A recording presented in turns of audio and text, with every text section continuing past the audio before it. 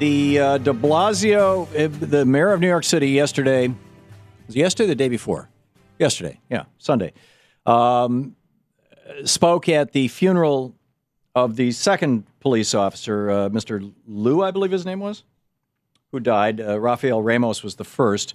Bill Bratton, the police commissioner, had asked Wenjian Liu, had asked the police officers not to turn their backs on the mayor.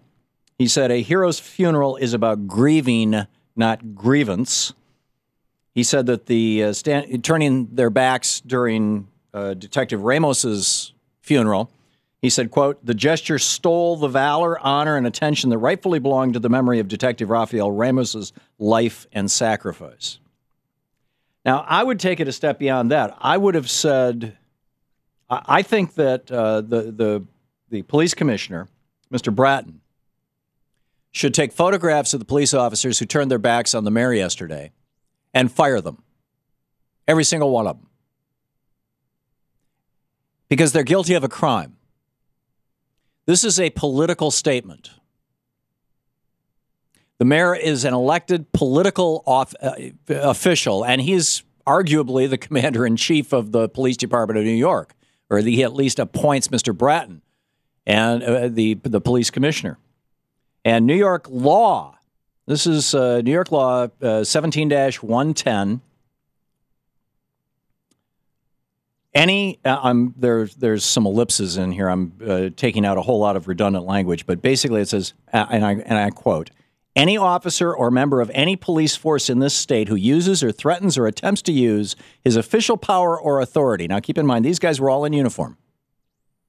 In any manner, directly or indirectly, in aid of or against any political party, organization, association, or society. Now, there, it's kind of weak. Or to control, affect, influence, reward, or punish the political adherence, affiliation, action, expression, or opinion of any citizen is guilty of a misdemeanor. These police officers broke the law. And I'm telling you, if President Obama were to walk into West Point and a bunch of officers were to stand up and turn their backs on him, they would be court-martialed. So why are these police officers not being court-martialed? Noel Flasterstein is with us, gun rights advocate, attorney specializing in Second Amendment gun rights. Facebook.com/gun rights for you is the website. Hey, Noel, welcome back. How you doing, Tom? I'm fine. So tell me why you think that these police officers should not be subject to the prosecutions that have happened in, for example, the city of New York, 1892, McAuliffe versus the mayor of the city of New Bedford, Garcetti versus Ceballos in 2005. The Supreme Court held that speech by public officials only protected if it's engaged in as a private citizen, not if it's expressed as part of officials' public duties. In Garcetti versus Cabellos in 2006, quoting from the Supreme Court, First Amendment free speech protections for government employees. His statements were made pursuant to his position as a public employee rather than a private citizen, and so his speech has no First Amendment protection. Another case, McAuliffe and the versus Mayor and Board of Aldermen of New Bedford. Again, this from a Supreme Court decision. Massachusetts Supreme Court. A written complaint was filed with the chief of police setting forth that the petitioner had violated Rule 31 of the police regulations of the city in that he engaged in political canvassing. And, basically they sent the guy to jail. Why not these guys? Well, they're not making a political statement. They're making a personal employment statement that, hey, we want you to support us and back us. And instead, it's been Mayor de Blasio that has hopped on this race-baiting bandwagon that police officers specifically target black males, black youths, and use their force excessively. Now, I'm sure that may happen on time to time with individual officers, but overall, police are like everybody else. You got some good apples, you got some bad apples, and I don't think they're saying, what political statement they were making. There was no policies or political rants they were engaging in other than, hey, you're the mayor, why don't you support us for a change? No, I have no problem with the police saying this when they're not in uniform on their own time. If they want to show up and have a march down 6th Avenue, down Broadway, fine. but this was an official function. This was the funeral of a dead police officer. They not only showed disrespect to the mayor, they showed disrespect to this police officer and his family.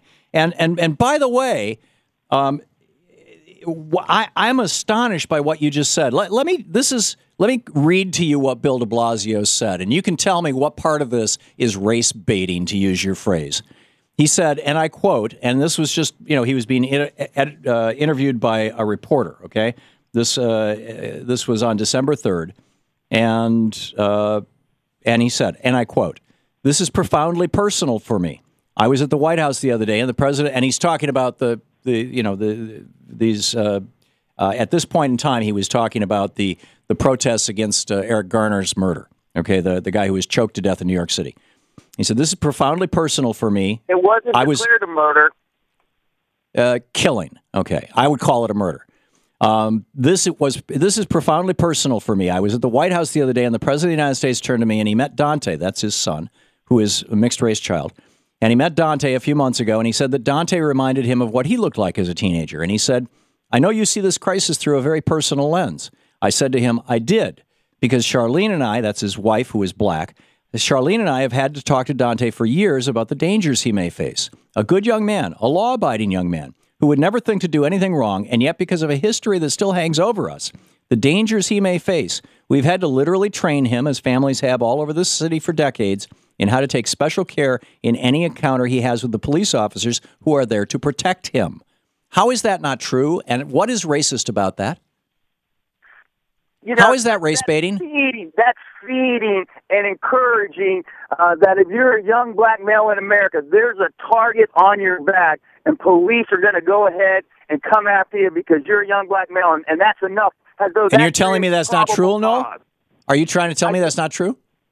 Of course it's not true. I think police look at people as individuals. We've gone beyond. Our civil rights our recognition of individual civil rights have grown. We have made mistakes, obviously, in the past. But in this country, in the words of Morgan Freeman, race does not play a part in one's success. I mean, our president, African-American of mixed race descent. This is the country we live in, and we need to let go of that old narrative, which may have been true in 1960 Alabama, which may have been true in the South in the 60s, and definitely in parts of the North. So let me get this right, Noel. So when a black guy picks up a BB gun in a Walmart and is immediately gunned down to death by the police, but two white guys walk into a Walmart and pick up BB guns and load them and start shooting customers, and the police merely arrest them. When a black kid, 12 years old, with a toy gun gets shot within 2 seconds, but a white woman a couple of weeks later drives down the street with a .45 out the window, shoots 3 passersby, the police come, she aims the gun at them, she's blonde, they arrest her, they don't shoot her. None of that has anything to do with race. There are a lot of factors which we do not have in presence, because what I think one of the greatest gun crimes of recent occurred here in my state, where an African-American woman defended herself, fired a warning shot, and is now facing 20 years in a Florida prison because she discharged a firearm from an abusive husband. My point, stand your ground laws are not evenly applied. If you're black and you try to use a stand your ground defense, you go to prison. If you're white and you use a stand your ground defense, or not black anyway, as in the case of what's his name, then you don't go to prison. I think you just made my point, Noel. Well, you know what? But I'm looking at it at a colorblind lens. And good luck with that. This is not a colorblind country. Anyhow, Noel Flasterstein, Facebook.com/gunrightsforyou. Thanks for dropping by, Noel.